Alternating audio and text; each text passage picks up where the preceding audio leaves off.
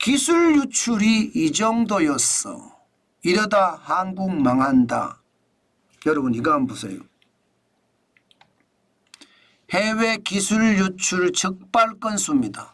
이 국정원에서 발표한 거거든. 국정원에서요.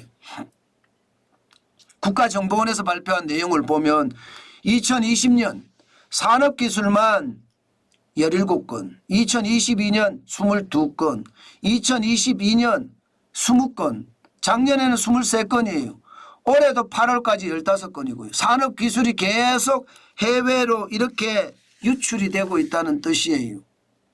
거기에 진짜 심각한 거. 이러다 한국이 진짜 망한다는 거. 이것을 보면 국가 핵심 기술인데 뭐 2020년에 9건, 2021년에 10건, 2022년 4건으로 좀 줄어들기는 했습니다. 2023년에 5건으로 줄어들긴 했고요. 올해는 3건이지만 늘어나겠죠. 중요한 것은요. 대한민국의 핵심 기술들이 지금 산업 스파이들에 의해서 해외로 계속 유출이 된다는 이야기예요. 심지어 말입니다. SUV라고 해서 다목적 스포츠 차량이라고 이야기하는 거 있잖아요. 중국의 최대 SUV 차량 판매사가 한국 대학에다가 위장연구소를 지어놨습니다. 예, 위장연구소. 그러면서 그 연구소를 자회사라는 이름으로 만들고요. 배터리 셀 핵심 기술 가지고 있는 사람들 접촉했어요. 그런 다음에 야, 우리 회사로 넘어와. 연봉 2배 줄게, 3배 줄게. 삼성 SDI 임원들한테도 그런 이야기를 했고요. 예, SK온의 임직원들에게도 그렇게 이야기했습니다. 실질적으로 5명이 넘어갔어요. 그래서 잡혔어요. 그게 산업기술보호법 위반 혐의로 구속 송치된 최근의 사례거든요. 이처럼 말입니다.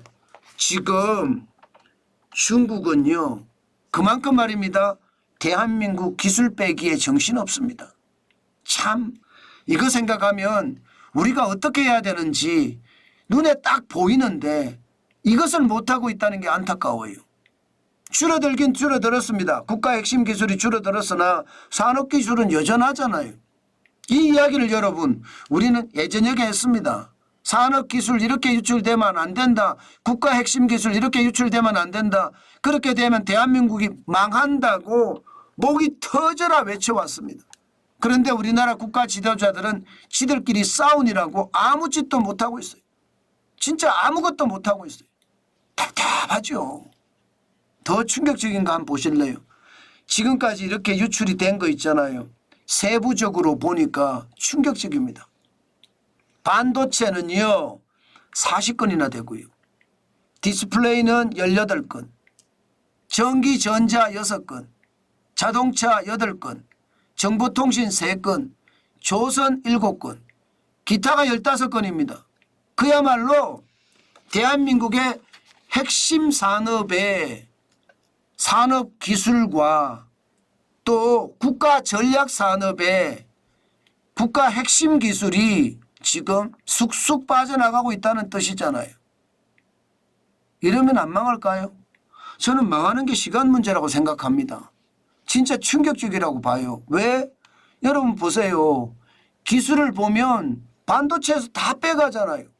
지금 현재까지 반도체 기술력이 중국보다 조금 낫다고 해요. 예, 100월 기준, 미국을 100월 기준으로 했을 때 대한민국은요 지금 반도체에서 89예요. 중국은 84.4고요. 이게 2022년이거든요. 2023년은 어떻게 됐을까요?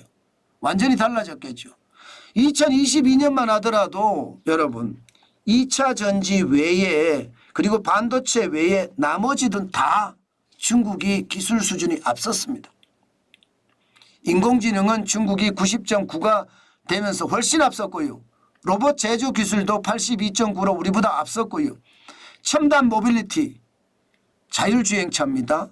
86.3%로 중국이 앞섰습니다. 양자 컴퓨터는 게임이 안 됩니다. 91.9예요. 우리는 65.8인데. 우주항공 해양도 중국은 79.2인데 우리는 76.9예요. 비교가 안 됩니다. 비교가. 지금 중국은요.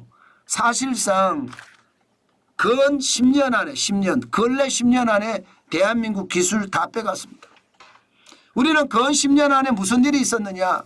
대통령 탄핵하고 좌우 갈라치기 하고 나라는 혼란 그 자체, 사회도 혼란 그 자체, 경제는 어느 누구도 지켜주지 않는 그야말로 외딴섬이 됐었어요.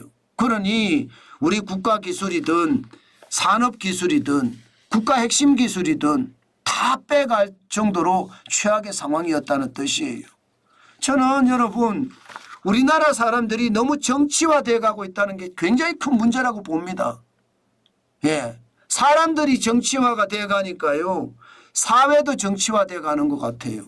이 정치라는 게 거짓말쟁이 구라뻥쟁이들만 있는 곳이 정치 아닌가요? 예, 그야말로 아무 쓸모없는 새치 혐한 가지고 날름거리는 사람들이 있는 곳이 정치예요. 우리나라는 그렇습니다. 유독. 그런데 그 정치가 사회에 물드니까 사회는 혼란스럽고 경제에 물드니까 경제는 망가지고 있습니다. 지금 이대로라면 대한민국은요. 그냥 누가 그러더라고요. 넉넉고 다 뺏길 판이다. 그렇게 이야기합니다. 결국은 넉넉고 다 뺏기는 그런 최악의 사태. 피땀 흘려서 개발한 기술 해외로 줄줄 새면서 대한민국은 서서히 무너져 가고 있다는 것. 이러다 대한민국이 망한다 이 말이 현실이 돼가고 있다는 것. 참 안타까운 현실입니다. 최악의 상황 이거 막아야 되는데 도대체 우리는 어떻게 막을 수 있을까요? 결국은요. 여야가 협치를 해야 돼요. 국민이 단합을 해야 돼요. 국가가 부국강병으로 나가야 돼요. 그렇지 않고는 진짜 최악의 경험 저는 또 우리가 할 수 있다 그런 생각을 합니다. 그만큼 말입니다. 여러분 지금의 상황이 굉장히 어렵다는 이야기 굉장히 어렵다. 최악의 상황에 몰린다고 이야기하면 말 다 했지요. 그 정도로 심각하다 저는 그렇게 생각을 합니다.